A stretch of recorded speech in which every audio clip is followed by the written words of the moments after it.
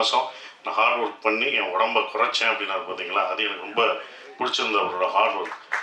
உடனே எனக்கு தோணுச்சு இந்த கேரக்டருக்கு இவரை தவிர வேறு யாருமே பண்ண முடியாதுன்ட்டு நான் வந்து டெஸ்ட் ஷூட் எடுக்கணுன்ட்டு கூப்பிட்டேன். இது ஹாட் ஸ்டார் கூட பண்ணலை, யாருக்குமே நம்ம முதல் எடுத்து பார்த்துக்குவோம் அவர் எப்படி கரெக்டாக இருப்பாரான்னு சொல்லிட்டு நான் வந்து வாங்க தனியாக நம்ம 2 பேரும் தான், வேறு யாரும் கிடையாது, போட்டு ஒரு ஃபோட்டோ எடுத்து பார்ப்போன்னு நான் வந்து எடுத்து பார்த்தேன். அவங்க சொன்ன மாதிரி அந்த கண்ணை தான் ஃபஸ்ட்டு எடுத்தேன்.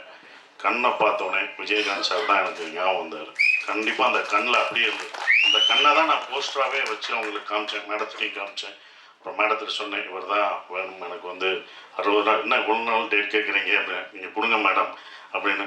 அவரை மூத்தவரை வேணால் அரசியலுக்கு வச்சுக்கோங்க, இவரை எங்களுக்கு சினிமாவுக்கு கொடுங்கன்னு கேட்டேன்.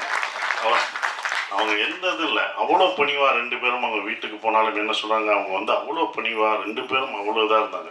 அவங்கள பார்த்து அடுத்த ஜென்ரேஷன் கற்றுக்கணும், அந்த எப்படி ரெஸ்பெக்டாக எப்படி இருக்காங்கன்றது கற்றுக்கணும்.